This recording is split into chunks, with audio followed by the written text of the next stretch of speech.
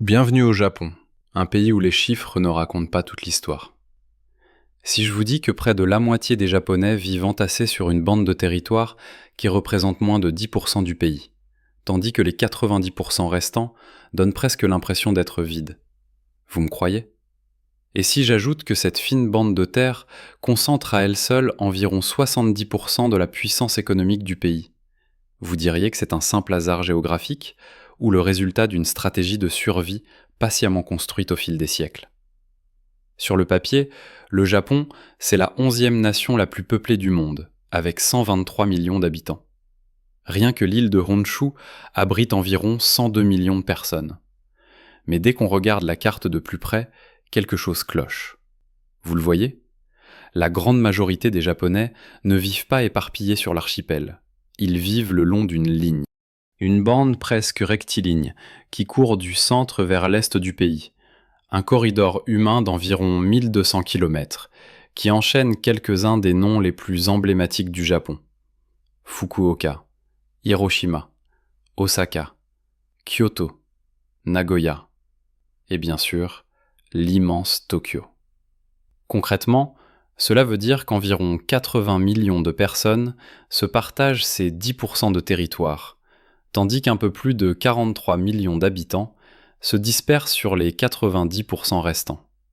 En clair, la densité de population à l'intérieur de cette ligne est près de 17 fois plus élevée que dans le reste du pays. Quand vous vous trouvez dans cette zone, vous êtes dans un espace encore plus dense que la cité du Vatican. Mais faites quelques kilomètres en dehors de cette bande, et le Japon commence à ressembler, en termes de densité, aux campagnes de Pennsylvanie aux États-Unis. Et si vous aimez ce genre de décryptage, abonnez-vous à Le Monde Décrypté. Ici, on analyse le monde couche par couche, sans se laisser tromper par les apparences. La vraie question maintenant, c'est pourquoi un tel déséquilibre ? Et pourquoi cette bande étroite a-t-elle été baptisée la ceinture du Pacifique, la Taiheiyo Belt ? La réponse ne se trouve pas seulement dans les chiffres, elle commence dans les montagnes. On l'a vu, cette ligne japonaise n'est pas qu'un détail de carte. Et ce qui est fascinant, c'est qu'elle a quelque part un cousin lointain de l'autre côté du Pacifique. Cette bande de territoire, à la fois très peuplée et ultra puissante sur le plan économique, porte plusieurs noms. On la désigne parfois comme la ceinture Taiheiyo, littéralement la ceinture du Pacifique, et d'autres fois comme le corridor du Tokaido. Dans la suite de ce récit, nous parlerons simplement de ceinture Taiheiyo. Sous bien des aspects, elle est comparable en taille et en poids à la mégalopole du nord-est des États-Unis, cette immense continuité urbaine qui s'étire de Washington DC à Boston, en passant par Baltimore, Philadelphie et New York. Géographiquement, la ceinture Taiheiyo est même légèrement plus vaste.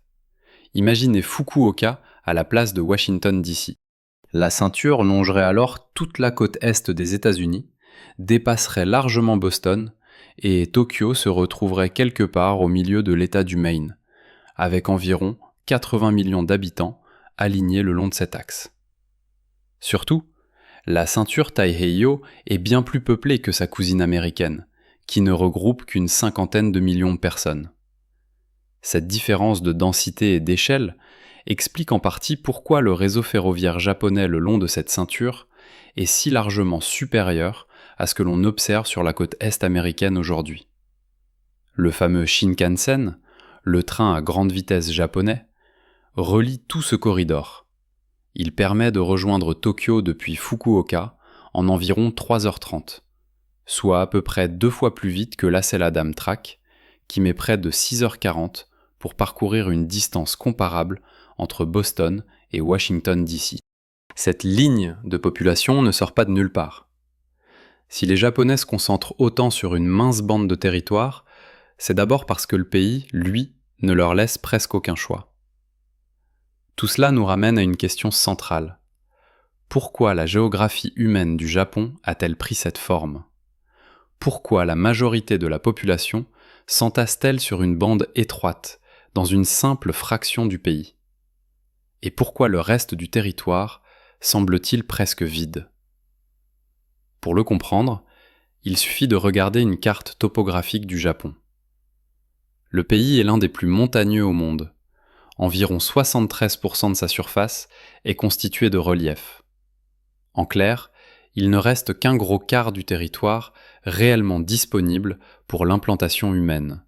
C'est quelques zones plates dispersées où l'urbanisation est plus simple et moins coûteuse. Depuis des siècles, cette contrainte pousse les habitants de l'archipel à vivre serrés le long des plaines côtières et dans de rares bassins intérieurs où l'on peut même aménager des rizières en terrasse. Il existe bien des poches de terre plate un peu partout, mais la ceinture Taiheiyo épouse presque exactement les 3 plus grandes plaines continues du Japon. 1. La plaine du Kansai, ou plaine d'Osaka. 2. La plaine de la préfecture de Chiba. 3. La plaine de la préfecture de Fukushima, qui englobe Osaka, Kobe et Kyoto. 2. La plaine de Nobi, autour de Nagoya. 3. La plaine du Kanto, la plus vaste du pays, dominée par la mégalopole de Tokyo. Ces 3 plaines sont traversées par de grands fleuves, ce qui en fait des centres idéaux pour l'agriculture et capables de soutenir des populations immenses. Concrètement, l'aire métropolitaine de Nagoya, dans la plaine de Nobi, est la 3e du Japon, avec plus de 9 300 000 habitants. Celle d'Osaka, dans la plaine du Kansai, arrive en 2e position, avec plus de 19 300 000 habitants. Quant à Tokyo, dans la plaine du Kanto, elle n'est pas seulement la première du pays, c'est aussi la plus grande agglomération du monde, avec plus de 41 millions d'habitants, soit environ 2 fois la région métropolitaine de New York. Au total, ces 3 plaines regroupent près de 70 millions de personnes, plus de la moitié de la population japonaise. Depuis des siècles, elles sont les cœurs démographiques, économiques et politiques du pays. Et tout le reste de l'archipel gravite autour d'elles. Mais attention, tout ne s'explique pas seulement par les plaines. Si la ceinture Taiheiyo domine autant, c'est aussi parce qu'elle contrôle les meilleures portes d'entrée maritimes du pays. À l'ouest de l'île de Honshu, côté mer du Japon, il existe bien quelques petites plaines côtières, mais elles sont plus réduites que celles du Kansai, de Nobi ou du Kanto, et surtout, elles cumulent les handicaps. Moins d'espace, moins de ports vraiment utiles, moins d'ouverture stratégique. En face, sur la façade pacifique, c'est une toute autre histoire. Le Japon a été, on ne sait trop par quel caprice des dieux du hasard géographique, doté de baies naturelles immenses, profondes et très bien abritées. Comme par miracle, le pays dispose de 2 des meilleurs ports naturels de la planète, la baie de Tokyo et la baie d'Osaka. Elles sont vastes, profondes, protégées des tempêtes, et surtout reliées directement à de grands arrière-pays plats capables de nourrir des mégapoles. La baie de Tokyo en particulier cumule tous les atouts. Gigantesque, très profonde, parfaitement abritée, entourée par la plaine du Kanto et ses plus de 41 millions d'habitants. Sur le plan commercial, c'est une machine de guerre. À elle seule, elle traite autour de 350 millions de tonnes de fret maritime par an, soit l'équivalent de tout le commerce maritime de l'Italie. La baie d'Ise, connectée à la plaine de Nobi et à Nagoya, est moins spectaculaire que Tokyo ou Osaka, mais reste un port de rang mondial. Mettre ces 3 ports d'exception juste à côté des 3 plus grandes plaines du pays, c'était offrir à la ceinture Taiheiyo un avantage presque imbattable. Des lieux d'implantation évidents, taillés pour le commerce, l'industrie et la puissance navale. Et ce n'est pas tout. La façade pacifique aligne encore d'autres ports naturels majeurs, comme les baies de Kagoshima et de Nagasaki à Kyushu, ou celle de Hiroshima à Honshu. En face, la côte de la mer du Japon fait pâle figure. Plus rectiligne, moins découpée, elle offre très peu de ports naturels vraiment utilisables. Les rares exceptions, comme la baie de Mutsu ou le port de Niigata, restent minuscules par rapport aux mégaports du Pacifique et ne débouchent pas sur de vastes plaines intérieures capables de soutenir des millions d'habitants. Résultat, la côte de la mer du Japon et l'île de Hokkaido cumulent un double handicap. Peu de ports, peu de terre plate. Dans ces conditions, faire naître de grandes mégapoles n'est pas seulement difficile, c'est presque géographiquement impossible. Si la façade pacifique semble avoir toutes les cartes en main, ce n'est pas seulement grâce aux plaines et aux ports. Elle dispose aussi d'un atout que très peu de pays peuvent revendiquer. Une mer intérieure entière, posée exactement au cœur de la ceinture Taiheiyo. Parce qu'en réalité, le Japon, c'est avant tout un pays de montagne. L'archipel a beaucoup d'eau, mais très peu de terre plate. La plupart des rivières sont courtes, très pentues, pleines de rapides et de chutes d'eau. Résultat, elles sont presque inutilisables pour le transport et le commerce intérieur. Et pour ne rien arranger, ces fleuves se connectent très mal entre eux. Ce qui manque sur la terre ferme, le Japon le retrouve en mer, avec la mer intérieure de Seto. C'est une vaste étendue d'eau presque fermée, abritée de la violence du Pacifique par 3 grandes îles, Honshu, Kyushu et Shikoku. Entre elles, seulement 4 détroits étroits. Cela suffit pour rendre les eaux de Seto beaucoup plus calmes que le reste de l'océan autour. Les courants de marée dans ces détroits peuvent être puissants et complexes, mais l'essentiel de la mer de Seto est parfaitement navigable. Pour la géographie japonaise, c'est une bénédiction. L'une des plus grandes voies maritimes intérieures du monde au service du commerce. Pour vous représenter l'échelle, imaginez qu'on déplace la mer intérieure de Seto sur la côte nord-est des États-Unis. Elle irait de Washington DC jusqu'au sud du Connecticut, en passant par New York. Au milieu, près de 700 îles dispersées, dont beaucoup avec des ports naturels profonds, capables d'abriter les navires pendant les typhons.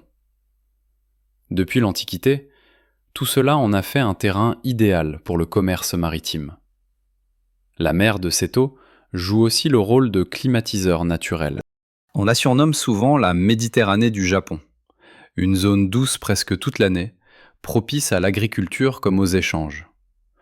Avant l'ère industrielle, construire des routes à travers les montagnes pour relier les plaines relevait du cauchemar logistique.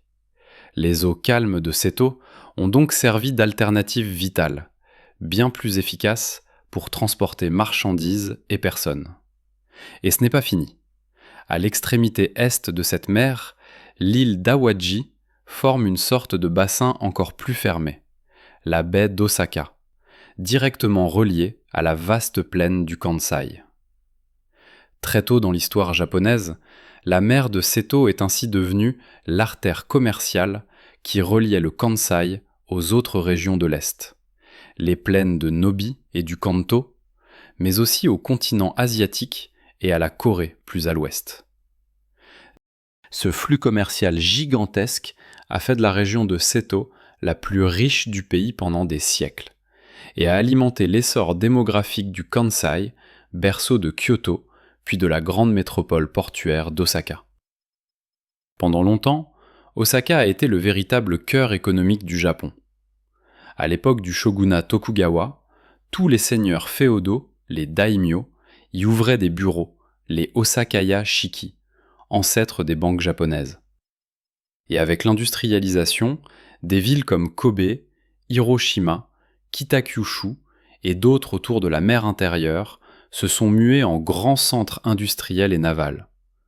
De quoi ancrer durablement la ceinture Taiheiyo comme colonne vertébrale économique du Japon moderne. Au début du XVIIe siècle, quand le shogun Tokugawa parvient enfin à unifier une grande partie du Japon, il prend une décision qui change tout. Déplacer le centre du pouvoir. Loin de la capitale impériale traditionnelle, Kyoto, il choisit Edo, à l'est, au cœur de la vaste plaine du Kanto. Pour la géographie humaine du pays, c'est un tournant majeur. Les shoguns installent donc leur administration à Edo, qui deviendra Tokyo au XIXe siècle. Ce choix permet de s'éloigner de l'empereur et de l'aristocratie de Kyoto, mais aussi de miser sur le potentiel énorme de la plaine du Kanto, un espace vaste, encore peu aménagé, idéal pour une croissance urbaine rapide. À ce moment-là, Edo n'est qu'un bourg fortifié, quelques dizaines de milliers d'habitants autour d'un château. Pourtant, En à peine un siècle de règne Tokugawa, vers 1700, la ville dépasse le million d'habitants. En quelques générations, le petit bourg devient l'une des plus grandes métropoles du monde. Derrière cette explosion se cache une mécanique politique très précise. La politique de Sankin Kotai, la résidence alternée. Tous les seigneurs féodaux, les daimyo, doivent partager leur vie entre leur domaine et Edo, une année sur 2. Concrètement, cela veut dire des centaines de daimyo obligés d'entretenir des résidences luxueuses à 2 endroits, de se déplacer chaque année en grande procession avec toute leur suite. Pour le shogun, c'est une stratégie claire. Garder les familles des daimyo à portée de main, les surveiller et les ruiner juste assez pour limiter toute tentation de révolte. Mais ce système, qui ressemble à un gaspillage, a un effet secondaire très puissant. Il oblige à construire des routes, des relais, des auberges, des marchés. Autrement dit, il crée de l'infrastructure, et donc de l'activité économique sur tout le trajet. 5 grands axes, les Gokaido, se mettent en place. La route la plus fréquentée suit exactement ce qui deviendra plus tard la ceinture Taiheiyo, entre Edo et l'ancienne capitale Kyoto. Bien avant l'industrialisation, cette zone entre Kyoto et Edo est déjà le corridor le plus développé du pays. Le jour où le Japon s'ouvre à la modernité, tout l'élan économique se cristallise naturellement le long de cette ligne déjà structurée. Pour comprendre jusqu'au bout la logique de la ceinture Taiheiyo, il faut quitter un instant la Terre et regarder la mer. Parce qu'une grande partie de la carte démographique du Japon est, en réalité, dessinée par les courants marins. Depuis le sud, le courant chaud Kuroshio joue un rôle comparable au Gulf Stream dans l'Atlantique Nord. Il remonte des Philippines le long de la côte est du Japon, en apportant un air chaud et humide. C'est lui qui adoucit les hivers et rend les étés lourds à Kyushu, Shikoku et dans le sud-est de Honshu, c'est-à-dire précisément dans la zone de la ceinture Taiheiyo. C'est aussi grâce à lui que Tokyo reste relativement douce pour une ville à cette latitude. En face, depuis le nord, arrive le courant Oyashio. C'est un courant subarctique, très froid, riche en nutriments, qui descend de l'Arctique par le détroit de Bering. Juste au nord-est de la baie de Tokyo, l'Oyashio froid rencontre le Kuroshio chaud. Là se forme l'une des zones de pêche les plus riches du monde, une ressource vitale pour la plaine du Kanto. Mais ces courants ne dessinent pas seulement l'économie, ils sculptent aussi le climat. Une branche du Kuroshio, le courant Tsushima, se détache et pénètre dans la mer du Japon par le sud. En hiver, les masses d'air froid et sec venus de Sibérie traversent la mer du Japon, se chargent en chaleur et en humidité au contact du courant Tsushima, puis se saturent. Quand cet air arrive sur les montagnes de l'ouest de Honshu et de Hokkaido, il se refroidit brutalement et déverse des quantités de neige impressionnantes. Le nord-ouest de Honshu et Hokkaido deviennent ainsi l'une des régions les plus enneigées de la planète, que les Japonais appellent Yukiguni, le pays de neige. À l'inverse, l'est de Honshu, tourné vers le Pacifique, reçoit beaucoup moins de neige. Pour situer, le climat de Hokkaido ressemble à celui de Toronto ou Buffalo en Amérique du Nord.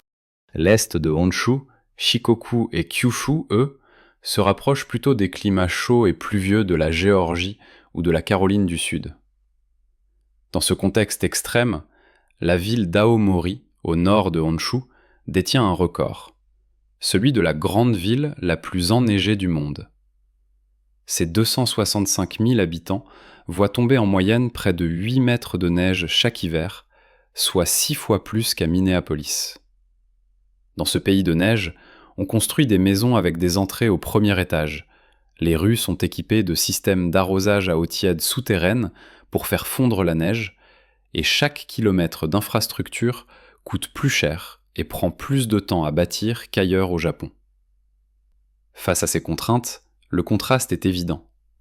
La ceinture Taiheiyo, avec son climat plus doux et plus prévisible, apparaît encore une fois comme l'option la plus rationnelle pour concentrer population et activité.